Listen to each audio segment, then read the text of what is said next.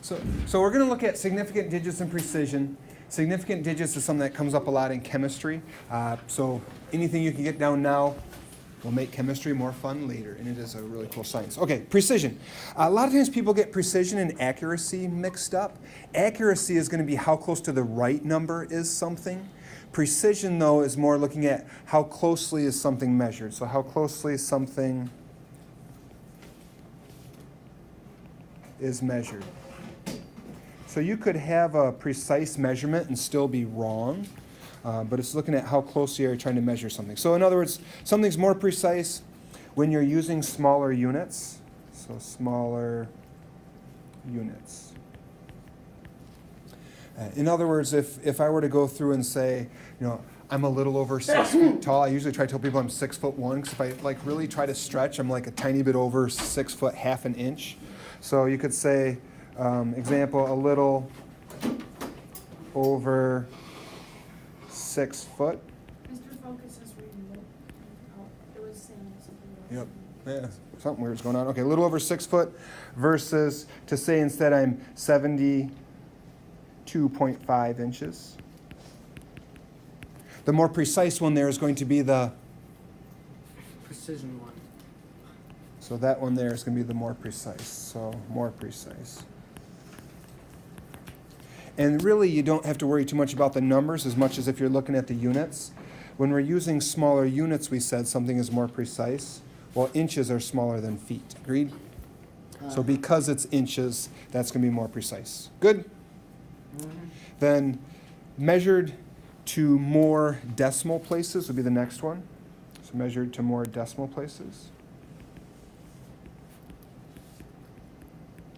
And as I was trying to pull up the notes, what got me thinking was, like, my scale at home weighs to like 0.5 pounds, so to half of a pound. So if I get on it now, I don't know, I'm probably around like 180. So we'll say, it says I'm 180.5 pounds. So that's going to be one of them. So 180.5 pounds. Where at my old school, we had...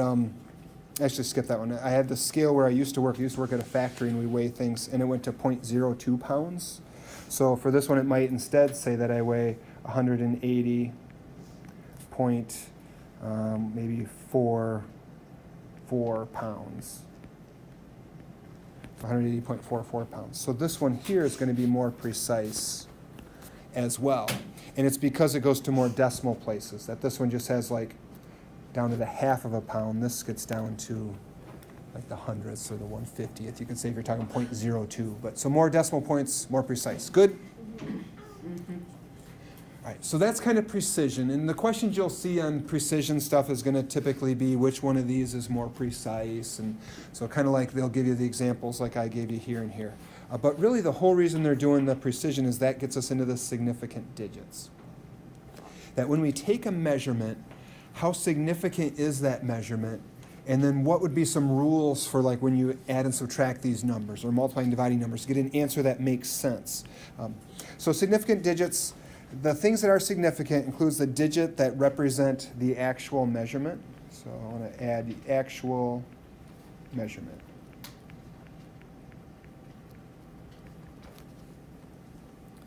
And the last digit in a measurement is estimated. And I came up with this as an example, and it might not be the greatest example. You might not be able to see it from where you are right now. But I have this ruler, this 7-centimeter ruler thing here, and I have my remote for the projector. Well, if I take and line up 0 on one end of it, I can look at it and pretty clearly see that it's between 5 and 6 inches. But if I look at that, it really looks like it's about exactly 5.5. So as I'm looking at it, it's like I know it's 5 something for sure. It's real clear it's between 5 and 6. But my 0.5 is kind of estimated. So I don't know if I'd write it down, but 5.5 inches. That when you look at it, it's kind of like, it's about here, or maybe you could try to say it's 5.47. That'd be like the 4 you're pretty sure on, but the 7 you're kind of estimating. So the last digit is going to be estimated. Good? All right, so we need to go through and look at numbers, and I have some examples here like this and this and this, and come up with, well, how many of those digits are significant? Is it going to be all of them or just some of them? So here's the rules. And I tried taking kind of what they do and put it into the fewest number of rules possible, and I think I did pretty good as far as getting like all the exceptions in. But first thing is all non-zero digits, non-0, are significant. So in other words, 1 to 9. Anytime you have a number 1, 2, 3, 4, 5, 6, 7, 8, 9 in your number, it's automatically significant. You can just assume that's true. So right here I have a 2 and I have a 3. Neither one's 0, so I have 2 significant digits. I'm just going to do sig digs for an abbreviation, so 2. Because 2 and 3, neither has a 0. They're both significant. I have 2 significant digits. Okay to move on? The second thing, zeros between non-zero numbers are also significant, so are significant. So zeros are really the ones that sometimes are significant, sometimes they're not. So any number that's not 0, just count it. Zeros, you have to go through these other rules, 2, 3, 4, and figure out, does it count, does it not? So this 0 here, because it's between a 2 and a 3, we count it. Anytime you have zeros that are between two non-zero numbers, you automatically count it. So total number of significant digits here is 3. So I'm going to say 3 sig digs. So 3 sig digs.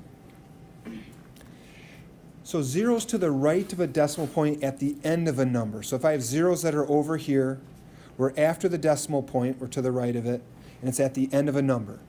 Do we count it? Do we not? Well, do I need to have that 0 there? No. So if somebody were to tell you that they measured something and came up with that it's 203.50, would you assume that they mean something significant about that 0? I was hoping you'd say yes. Because there's no reason to have it. So if you said, it's 203.5, okay. But if it's 203.50, then it's like they're telling you they measure it, it's exactly that 0.5 as much as they can tell. So this one here, we need to add are significant. So total number of significant digits in this bugger is 5. So 5 sig digs. Because we count this 0 right there because it's between non-zero numbers. We count the 0 at the end of a number to the right of a decimal because it's not needed. So the fact that they put it in there means that it has to be significant. So far, everything's been significant. That changes with this last number 4.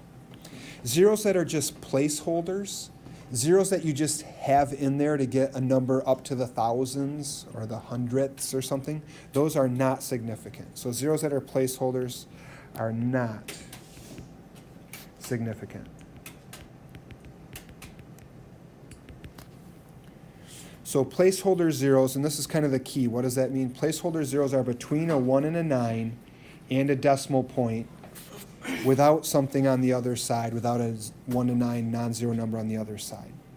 So in other words, when I look at this next example, my 52,000, do you agree I can't have 52,000 without these 3 zeros?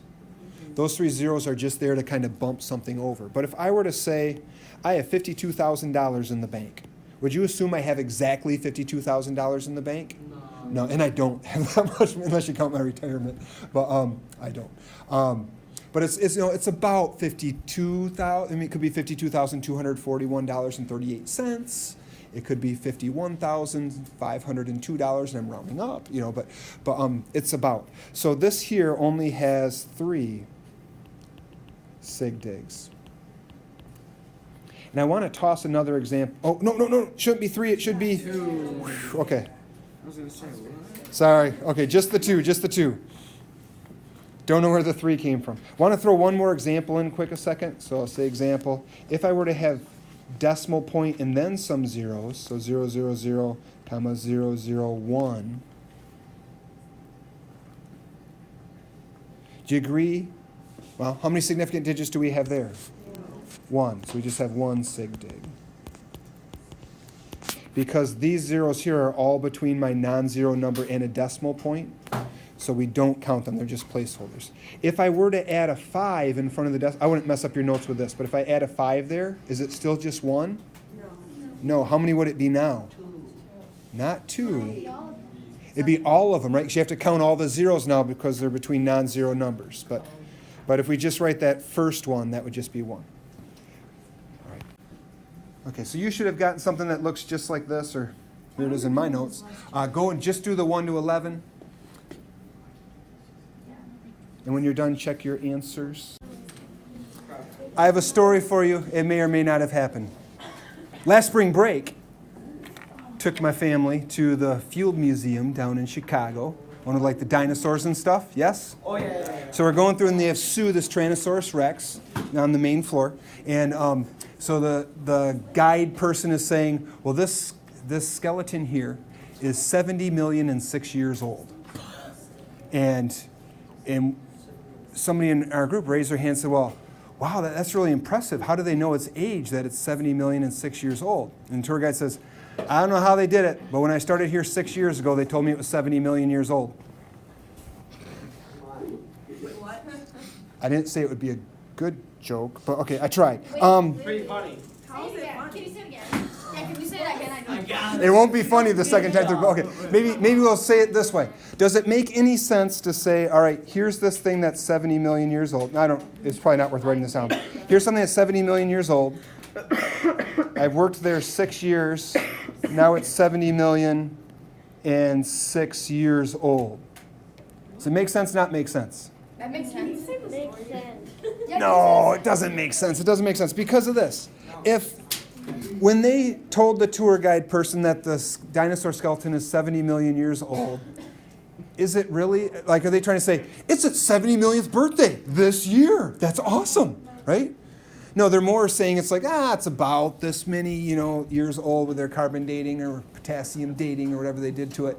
So it doesn't make sense to then add 6 to it and now say its answer is this much more, what word would we use earlier in the notes?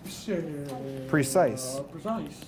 That when they have the 70 million, they're really only precise to kind of like somewhere down over here somewhere. That these numbers aren't really significant. So when we take and we combine the 6 to it, that 6 is now precise to a whole different level. And it doesn't make sense to add the two numbers together because it's two totally different precisions. If you don't get that, chalk that up as bad math teacher humor and we will move on. Okay, so adding and subtracting, here's the rule. The answer is as precise as the least precise.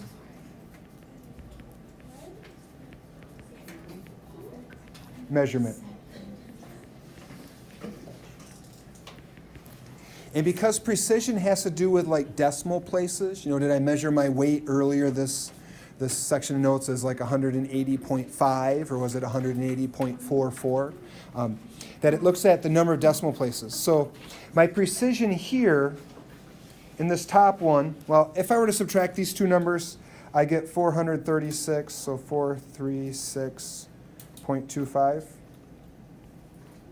And I try to line the things up. I should have said that before you started writing. But if you can try to line up the numbers, line up the decimal points with each other, I'm kind of close. But this 3001, do you agree it's precise to the ones digit right here? My second number is precise to that 5. It's precise to the hundredths digit. Agreed? So which one's more precise, or which one's less precise? The one to the ones digit or the one to the hundredths digit? 1. So we said something that's more precise goes to more decimal points. So the answer can only be as precise as the least precise one. So in other words, I have to round this to the ones. So is that 436 or 437? 436. So when you're adding or subtracting numbers with significant digits, the answer, this thing up here, the answer is as precise as the least precise measurement. Because this is only precise to the ones digit. This is precise to like the 2 decimal places. My answer can only be as precise as that least precise one, or to the ones digit, the 436. We'll try one more. This next one, you might need to change your notes. If you could make that a plus. I just wanted to show it works for addition and subtraction. But if we try to line up these under the 4 and the 3, we'd have an 8. The next digit is a 3. And line up your decimal points, then a 619. I need to round it to which one of those numbers, 8, 3, 6, 1, or 9? The 6, because this is precise to 1 decimal point. This is precise to 3. My answer can only be as precise as that least precise one. So is it 83.6 or 83.7? 83.6. Because the next digit's a 1, we round down. We just leave it as the 6. We don't round up to a 0.7. So that's why everybody's looking at me all confused. That should be a 75. Sorry about that. You're okay. I take it back. That should be a 25. Because if we're borrowing, you'd have to change this to a 0, and then that would become a 10. And then you'd have to borrow from that and make it a 9 and have a 10 here, which then would give you the 0.25. So that was actually right. We okay for those two addition ones? Now, when we're doing addition and subtraction, to add and subtract numbers with decimals, you need to line up the places. So you always add like the ones, well, add the tenths to the tenths, and the ones to the ones, and the tens to tens, and hundreds to hundreds. So with addition and subtraction, we're doing this kind of like vertical thing. You only are accurate to like this place value. With multiplication and division, you don't have to line things up. You don't line up decimal points for multiplication and division. So we have a totally different process for the next page. So if you flip it over, all right, take it back. So here's what's different about multiplication and division. You have to be able to keep the two separate in your head. Addition, subtraction versus this. For multiplication and division, the answer's number of significant digits is the same as the least number of significant digits in the original numbers. So this time it doesn't have anything to do with place value. It's not like to the hundredths or to the thousandths or to the ones place. You just look at total number of significant digits. So in 5.25, how many significant digits do I have? 3. In 3.875, I have 4. So the smaller of those two numbers is the 3. Is the 3 significant digits, so the 5.25. So I can only have 3 significant digits in my answer. So then I'm going to have to round it to right there, because that would give me 3 significant digits. So is it 20.3 or 20.4? 20.3. Because we're lopping it off right there. The next number is a 4, so we round down to 20.3. Does that make sense? Yeah. Then for our next one, we have 47.138. That has 5. 2.5 only has 2. So in my answer, I keep my, or what is my answer going to be then? 18, 19. Ooh. 19. People are right in that it's going to be 2 digits, but we have to round that to 19. So my 19 people are right. So it's not just a matter of lopping it off. You can't truncate it where you just cut it off.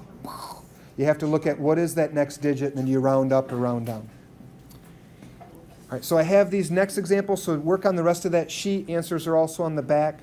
When you finish that, I have a shortened homework assignment, so I figure this is part of your homework. So just so we're all on the same page, the stuff that's due tomorrow, this stuff here, and the questions at the end of the section. So do both of those as homework. So use your calculator, it's a lot faster.